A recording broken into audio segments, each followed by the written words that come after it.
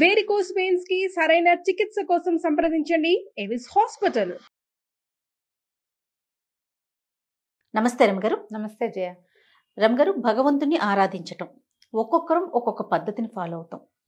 ముఖ్యంగా మీరు చెప్పేది ఏంటంటే, మన పెద్దలు, మన పూర్వీకులు, మన కుటుంబంలో ఉన్న మన పెద్దలు ఏది అవలంబించారో అదే పద్ధతిని ఫాలో అవ్వండి. ఎవరు చెప్పినా దాన్ని కాకుండా మన కుటుంబాన్ని ఫాలో అవ్వండి అని మీరు చెప్తారు. ఇవి కాకుండా సామూహికంగా చేసేవి కొన్ని ఉంటాయి. అది ఎవరు చెప్పినా చెప్పకపోయినా దాన్ని మనం ముందుకు తీసుకుపోతూ ఉంటాం. ఈ మధ్యకాలంలో మనం చూస్తున్నాం కొంతమంది చెప్పడం, పెద్దలు గురువులు చెప్పడం, రకరకాల దేవతల్ని కొంతమందిని పూజించడం వల్ల కొన్ని శక్తులు వస్తాయని, చాలా అంటే అపారంగా చాలా తక్కువ సమయంలోనే ఆ దేవతల అనుగ్రహానికి మనం లోనవుతామని, కాస్త కష్టతరమైన ఇలాంటి పూజలు చేయాలని, ఇలాంటివి మనం వింటూ ఉంటాం. నాకు ఒక అనుమానం వస్తుందండి, ఇవి అందరం చెయ్యొచ్చా? ఎవరైనా చేసుకునేవేనా ఇవన్నీ? ఎందుకంటే సామూహికంగా వింటూ ఉన్నాం. మనం ఎప్పుడు వినని కొన్ని దేవతల పేర్లు, దేవుళ్ళ పేర్లు కూడా వినేసి ఈ వ్రతం, ఈ పూజ, ఈ నోము అనేది మనం వింటూ ఉన్నాం. అది ఎంతవరకు కరెక్ట్ రమ్మగారు? ఇప్పుడు కూడా స్వధర్మ నిధనం శ్రేయ, పరధర్మము ఎప్పుడూ భయావహంగానే ఉంటుంది. సాత్విక దేవతారాధన సమయాచారమే మన పద్ధతి. మనం మామూలుగా కూడా ఒక 50 ఏళ్ల క్రితం, ఒక 30 ఏళ్ల క్రితం మన ఇంటా వంట లేదు. మన చిన్నప్పటి నుంచి మన ఇంట్లో దీపారాధన కూడా తెలియని వాళ్ళు చాలా మంది ఉంటారు. అవును. క్రమంగా ఏంటంటే మనకి ఏమైనా సమస్యలు, మనకే ఏదో ఆస్థ దేవుణ్ణి చేసేసుకోవాలి అని దేవాలయానికి వెళ్తే ఎవరో ఏదో పూజ చేసుకున్నారు, అది బాగుందని చేస్తారు. సత్యనారాయణ వ్రత కథలో అలాంటిదే చూస్తాను చూడు మనం. అవును అవును. ఎక్కడో దారేపోతూ వాళ్ళు ఎవరో చేసుకుంటూ ఉంటే ఇది ఇంత మంచిది, ఇది ఇంత సింపుల్ అంటే చేసుకోవటం. ఒకళ్ళని చూసి ఒకళ్ళు నేర్చుకున్నారనే సత్యనారాయణ వ్రత కథ మనం ప్రతి పెళ్లిలోను, ప్రతి గృహప్రవేశంలోనూ వింటామా? అవునండి. ఈ కార్తీక మాసం అయితే ఎన్నిసార్లు ఎంతమంది ఇళ్లలోకి వెళ్తామో ప్రసాదం తెచ్చుకోవటానికి. ఇది పాయింట్. కాకపోతే సాత్వికమైన దేవతల ఆరాధన ఎవరి దగ్గరైనా చూసి విని కాదు, వినిలేదు. సత్యనారాయణ వ్రతంలో ఆ దేవతార్చనని చూసి ఆ తీర్థప్రసాదం స్వీకరించి ఈ స్వామికి నేను కూడా చేస్తానని చెప్పుకున్నారు. మీరు కూడా చూడాలి, తెలుసుకోవాలి, అప్పుడు ఏదైనా చేసుకోవచ్చు. ఇక్కడ సాత్వికం అనేది ఒకటి ఉంది, సాత్వికమైన దైవం అనేది ఒకటి ఉంది. మనకి సాత్విక దైవాలు సాధారణంగా విష్ణువు, లక్ష్మి, మన దసరాలో అమ్మవారు ఏదైనా చదువుకోవచ్చు, చేసుకోవచ్చు. దీంట్లో ఎక్కువ బలవత్తరమైన శక్తుల గురించి దశమహావిద్యలు చెప్తారు. తర్వాత మనం ఎప్పుడు చేసుకునేవి రెండు నవరాత్రులు. ఒకటి వసంత నవరాత్రులు, రెండోది శరణ్-నవరాత్రులు. ఇటీవల కొంతకాలంగా యూట్యూబ్లో, మన ఫేస్బుక్లో అన్ని ఏమనాలి దాన్ని, సోషల్ మీడియాలో ప్రఖ్యాతంగా చెప్తున్నది వారాహి నవరాత్రులు, శ్యామల నవరాత్రులు. మీరు నాతోటి కూడా చెప్పించారు. శ్యామల కానీ వారాహి కానీ ఈ సమయాలు మంచివి కాబట్టి ఏదైనా చదువుకోండి అంతే, ఆరాధనలోకి దిగద్దు. నేను చెప్పే కదా ఆ మాట. అవునవును, క్లియర్ గానే. అవును. మీరు అవి చేయకపోయినా నష్టం లేదు. చేసేటప్పుడు జాగ్రత్తగా చేయాలంటే అసలు వారి అమ్మల ఆరాధన ఎక్కడ చేయొచ్చు? ఏదైనా పీఠంలోనో, క్షేత్రంలోనో, పీఠాధిపతుల దగ్గర కూర్చోస్తే అలాంటి చోట అటెండ్ చేయొచ్చు, ప్రసాదం తెచ్చుకోవచ్చు తప్ప మనం చేయకూడదు. మనం చేసుకునేదైతే కాదు. అంటే చేయటం వల్ల ఇబ్బందులు ఉంటాయా, లేకపోతే ఏదైనా లోపం జరిగితే సమస్య వస్తుందా? సరిగ్గా చేయకపోతే బెడిసి కొడతాయి. నీకు సరిగ్గా అంటే నీకేం తెలుసు? మొదట అసలే తెలియదే మనకి. మనం విని వాళ్ళు వీళ్ళు మేం చేసుకున్నాం అని చెప్తే నువ్వు విని చేసుకుంటారు. ఇప్పుడు మనకి ఎలా అయిందంటే, పెద్దవాళ్ళు, గురువులు, లేకపోతే ప్రవచనకర్తలు, చాలా ఎక్కువ విషయ పరిజ్ఞానం ఉన్నవాళ్ళు దీన్ని ఏదైనా ఇది చేసుకోవచ్చు అని చెబితే ఫాలో అవ్వటం కాకుండా, ఇప్పుడు ఎవరైనా సరే మేము ఆ గుడికి వెళ్ళాం, ఆ పూజ చేసుకున్నాం, ఈ గుడికి వెళ్ళాం, ఈ పూజ చేసుకున్నాం, లేకపోతే ఇదేదో చేసాం, విపత్కర పరిస్థితుల్లో ఇది చేసాం, దీనివల్ల జరిగింది అని సామాన్యుల దగ్గర కూడా విని కాపీ చేసుకుంటున్నాం. ఇప్పుడు మొత్తం ఊరంతా పూజలే ఉన్నాయి జయ. అవునండి. ప్రతి వాళ్ళు ఎవరో ఒక ప్రత్యేక దైవాన్ని ఆరాధిస్తూనే కనపడుతున్నారు. అది మంచి విషయం అయినా మంచిదే. కాకపోతే ఇది బెడిసికొడితే అది ఆలోచించలేకపోతున్నాం. మనకేం తెలీదు వాటి గురించి. తనకి ఎలాంటి ఆచారం పాటించాలో తెలీదు. చాలా ఇళ్లలో ఆడవాళ్ళు పూజలు చేసుకుంటుంటే మగవాళ్ళు శుభ్రంగా నాన్ వెజ్ వండించుకుని తింటారు. అన్ని రకాల క్రియాకలాపాలు జరుగుతూనే ఉంటాయి. కొన్ని దైవారాధనలకి అవి కుదరకపోవచ్చు. మాంసాహారం ఆవిడెవరికో అమ్మవారికి పెడతారని మీరు ఇంట్లో వండు తినకూడదు. మాంసాహారం పెట్టడం పుస్తకంలో ఉంది, మనకు తెలియదు కదా. అది కాదు జయ. ఇప్పుడు ఒక గన్ను చూపించాం, నువ్వు దాన్ని గుర్తుపడతావు. దాని పేరు నీకు తెలుసు, AK-47. దాన్ని వాడడం నీకు వస్తుందా? వాడెవడో ఒకడు ఇది AK-47 నేను ఎప్పటి నుంచో చిన్నప్పటి నుంచి వాడుతున్నాను, నాకు చాలా బాగుంది అని చెప్తే నువ్వు కొంటావా దాన్ని? కొనం కదా, ప్రమాదం అది. అవునా? ఇప్పుడు ఒక బాంబు తయారు చేయటం, బాంబులు తయారు చేశారు, నాలాంటి మామూలు వాళ్ళని తీసుకెళ్తే దాన్ని మనం వాడగలమా? లేదు. చూసి ఊరుకోవాలి. కరెక్ట్ నమ్మగారు. ఇవి కూడా అంతేనమ్మా. దేవతారాధన ప్రధానమైంది. మన సొంత ఆచారాన్ని పాటిస్తూ వెళ్ళే విధానాన్ని పాటించండి. ముఖ్యంగా ఇతరులు చేసే దేవతారాధనలోకి వెళ్ళొద్దు.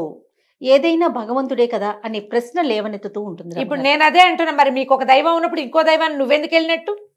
ఏదైనా భగవంతుడేగా. నువ్వు నూకాలమ్మనో, అంకాళమ్మనో, అంకమ్మ తల్లినో, వీరమ్మ తల్లినో, తలుపులమ్మనో నువ్వు అర్చించేటప్పుడు నువ్వు ఇంకొక వేరే దైవారాధనకి ఎందుకు వెళ్తావు? నువ్వు సేమ్ ప్రశ్న, ఇదే ప్రశ్న, ఇదే క్వశ్చన్. ఇంకా అందులో వేరే నీకు ఒకటి ఉన్నప్పుడు దాన్ని మరింత శ్రద్ధగా చెయ్యి. మీ ఇంట్లో ఏమైనా మరి ఎందుకు పరుగులు తీస్తున్నాం అంటారు? చెప్పండి, మీ ఒపీనియన్ చెప్పండి అమ్మగారు.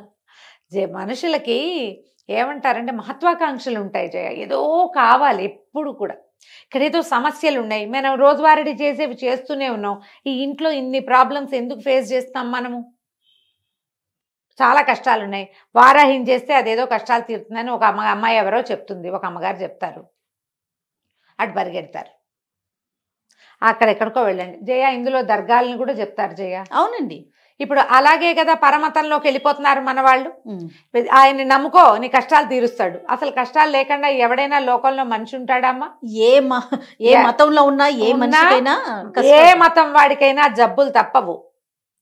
ప్రేమించుకోవటాలు, లేచక్కపోవటాలు ప్రతి దాంట్లోనూ ఉన్నాయి. పిల్లలు మాట వినకపోవటం ప్రతి దాంట్లోనూ ఉంది. ప్రమాదాలు ప్రతి వాళ్ళకి వస్తాయి. అందరం మనుషులమేనా? వాళ్ళు ఏమైనా దిగొచ్చారా? వాళ్ళు దిగొచ్చింది లేదు, మనం దిగిపోయింది లేదు.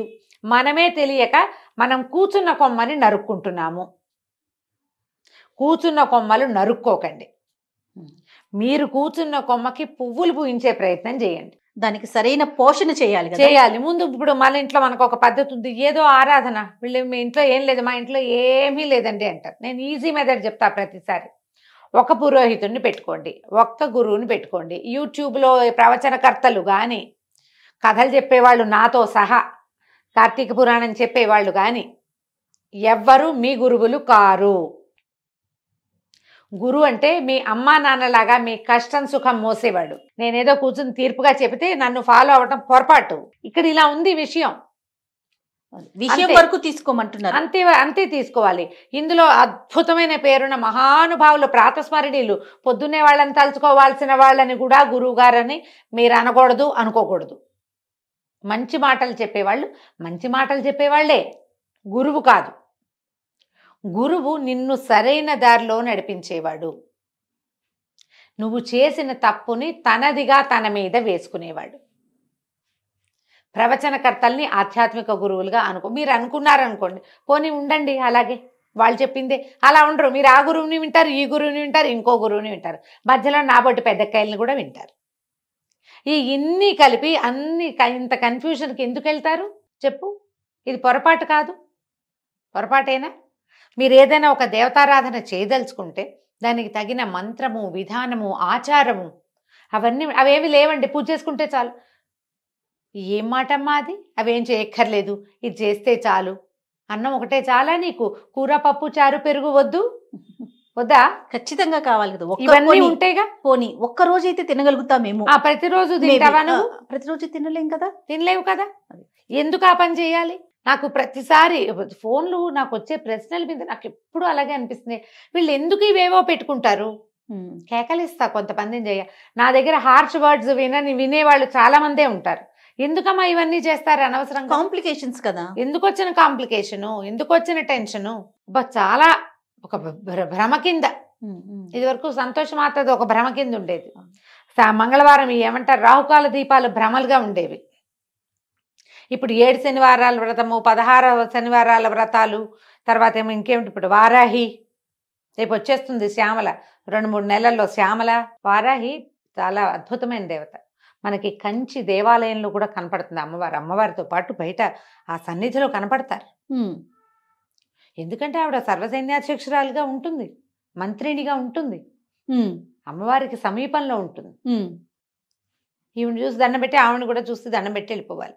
ఓకే, అంతకంటే లాక్కూడదు. కేవలం ఏదైనా సరే ఇప్పుడు ప్రధానమైనది మనకి తెలీదు, మనం వినలేదు, ముందు మనకి తెలీదు.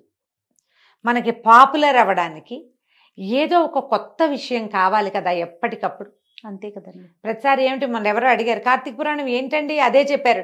అది కాకపోతే ఇంకో కార్తీకం ఎక్కడి నుంచి దానమ్మా నేను ఎక్కడి నుంచి వస్తుంది? అవి కూడా 2 పుస్తకాలు ఉన్నాయి మన దగ్గర. ఓసారి ఆసావత్స పుస్తకం కథలు ఇంచుమించుగా అటు ఇటుగా అవే కథలు. శాస్త్రాన్ని మార్చలేం కదా, దాన్ని ఎట్లా మారుస్తాం? నీకు ఏటా ఒకటే పండగ, ఈ పండగకి అధిదైవం ఈయనే ఉంటాడా, ఆయనే ఉంటాడా, ఆవిడే ఉంటుంది, అంతే కదా. వాళ్ళని ఎట్లా మారుస్తాం? మహా అయితే కట్టే చీరల రంగులు, వస్త్రాల రంగులు మారుస్తాం. ప్రతిసారి పాయసమైన పండక్కి అని మానేసి ఏం చేస్తావు నువ్వు? ఏమైనా సూపులు అవి చేసి పెడతావు? టమాటా సూపు, బంగాళదుంపల సూపును పెట్టం కదా. సొంత విధానంలో ఉండండి. ఈ దశమహావిద్యల్ని వాటిని దేవాలయాల్లో కనపడితే అక్కడ దండం పెట్టుకోండి. ఒక మఠంలో కానీ, ఒక పీఠంలో, శంకర మఠాల్లో కానీ, ఏదైనా పీఠాల్లో కానీ నిజంగా అంత ఇబ్బంది ఉంటుందా రమ్మగారు? ఉంటుంది జయ. ఎందుకంటే ప్రత్యేకించి దీని గురించి మీరు ఒక టాపిక్ కింద మాట్లాడుతున్నారు అంటే నేను వింటున్నా చాలా మంది దగ్గర నుంచి ప్రశ్నలు. నాకు ఆ ప్రశ్నలు విన్నప్పుడల్లా అనిపిస్తుంది, జనం అంతా ఇలాగే పోతున్నారా ఏమిట్రా దేవుడా. సులువుగా సాధ్యపడేవాడు వెంకటేశ్వర స్వామి ఉన్నాడమ్మా.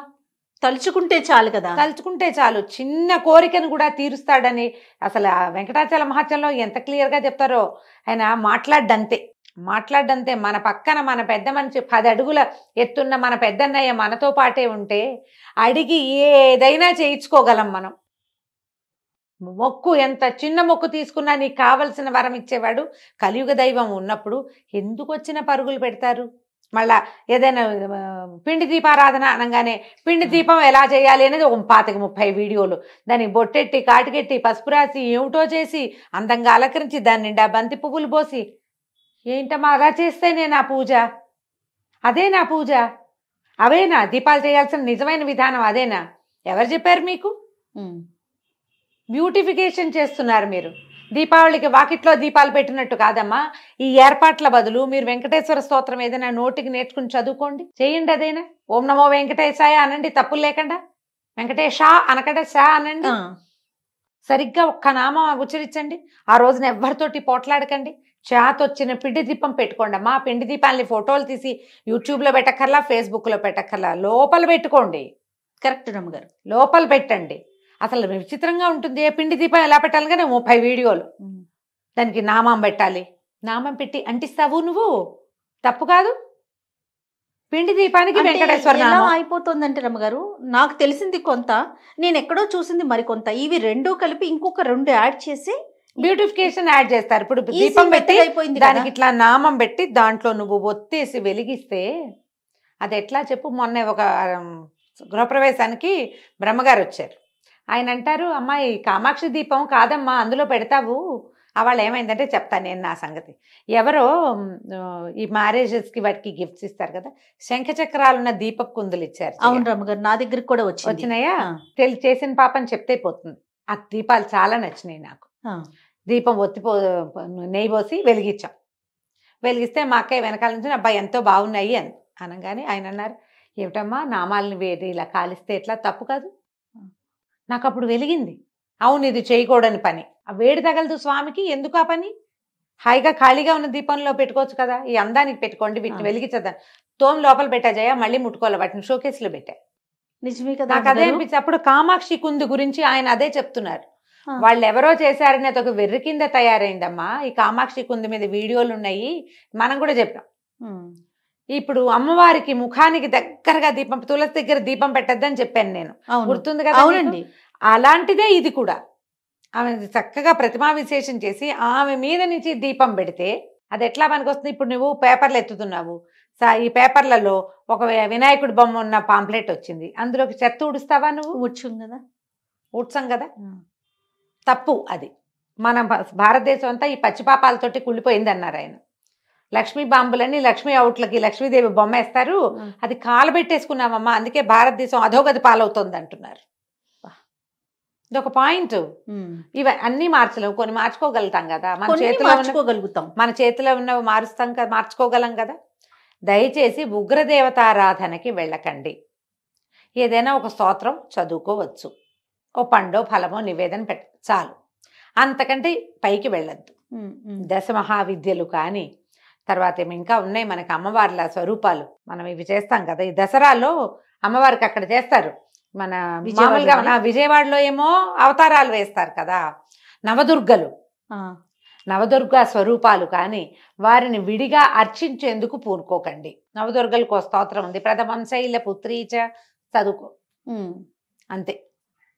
అంతకంటే ఒకవేళ మీ ఇంట్లో ఉంటే, ఇప్పుడు ఇందులో అసలు పాయింట్ చెప్దాం, మీ ఇళ్లలో ఆనుచానంగా ఇదేదైనా విధానం ఉన్నవారు పాతకాలంలో ఎలాంటి వ్యవహార విధానాలు పాటించేవాళ్ళో అది పాటిస్తూ మీరు జరుపుకోండి, మాకే అభ్యంతరము లేదు. విధానాలన్నీ తీసి పాడేసి మడి మైల అన్నీ తీసి పక్కన పెట్టేసి అది మాత్రం చేస్తానని అనకండి. మన పూర్వీకులు ఏం చేసినా పూర్తిగా మన మంచి కోసం ఆలోచించే చేశారు. ఒక దైవత ఆరాధన ఉంది మన ఇంట్లో అంటే దానికి తగిన పద్ధతిని ఏర్పరిచి పెట్టేవాళ్ళు అంతే. ఇప్పుడు నువ్వు పద్ధతులన్నీ వదిలేసి అదొక్కటి తీసుకుంటానని మనం అనకూడదు. ఇప్పుడు టీవీలలో ఎక్కడైనా మనం వింటాం, ఇది చదువుకోండి, ఆ స్తోత్రం చదువుకోండి, ఈ స్తోత్రం వరకు ప్రాబ్లం ఏం లేదు. నేను ఎన్నిసార్లు చెప్పాను, మంత్రం అని మాత్రం వెళ్ళకండి, మీకు అక్షరాలే పలకవు. మామూలుగా భగవంతుడు అంట కూడా అది భగవంతుడు భక్తి అంటాం. మీరు ఎప్పుడు అనరో అక్కడ రావాల్సిన భావం రాదు. లోపల ఉండాలంటే కృష్ణారామ అనుకోండి, తేలిగ్గా ఉంటాయి. ఈ పెద్ద పెద్ద వాటికి ఎందుకు వెళ్తాము, అనవసరం కదా. కాదు రమ్మగారు, ఇంకొకటి వింటూ ఉంటాం, పలికేవన్నీ తప్పులు పలికేసి భగవంతుడికి అవన్నీ పర్వాలేదు, మన లోపల మనసులో భావన ఉండాలి అంటారు. నువ్వు అసలు తప్పు పలకటం ఎందుకు, మనసులో భావన అదొకటి అనిపిస్తా ఉంటుంది. ఎప్పుడు నేను ఒకటే చెప్తా జయ, ఈ ప్రశ్న నేను 5-6 సార్లు ఎదుర్కొన్నా. నేను ఒకటి క్లియర్గా చెప్తా, నీకు భావమే ముఖ్యమైతే స్తోత్రానికి ఎందుకు వెళ్ళావు నువ్వు? దేవుడా దేవుడా దేవుడా దేవుడా దేవుడా దేవుడా దేవుడా అనుకో, అయిపోయిందిగా. ఎందుకు స్తోత్రానికి వెళ్ళావు? అందులో ఏదో ఉందని వెళ్ళావు. ఉందన్నప్పుడు దాన్ని సరిగ్గా ఉంచు. ఉందనుకున్నప్పుడు సరిగ్గా ఉంచాలి. నువ్వు అద్దం చూసావు, అద్దం చూసుకున్నావు, దిద్దుకోవడానికే కాదా?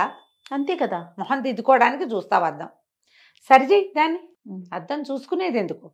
కరెక్ట్ అండి. ఎలా అయినా సరే ప్రపంచం నన్ను యాక్సెప్ట్ చేయాల్సిందేనని నీకు ఉందనుకో, అర్థమే చూడవు, నువ్వు చూడాల్సిన అవసరమే లేదు. నువ్వు ఎందుకు చూస్తున్నావు? ఇది ఆలోచించండి అమ్మా. దయచేసి వీడియోలు ఏవి ఉన్నా చూసి వదిలేయండి. అలా అనుకోని ఊరికే శ్రవణంలాగా ఎక్కడో కాసేపట్ల వీడియోలో 5 నిమిషాలు కనపడి వాళ్ళంతా అలంకరించుకున్న దానికి అట్రాక్ట్ అయ్యి మాకు అదేదో బ్రహ్మాండం బదులైందంటే నమ్మద్దు. మీ పిన్నో మీ బాబాయ్ కూతురో మీ మావయ్య ఇంట్లోనో ఈ పూజ చేసుకుంటున్నాము మాకు చాలా బాగుందంటే ఓసారి వెళ్ళి చూసి కావాలంటే అప్పుడు దిగచ్చు. నమస్తే. నమస్తే.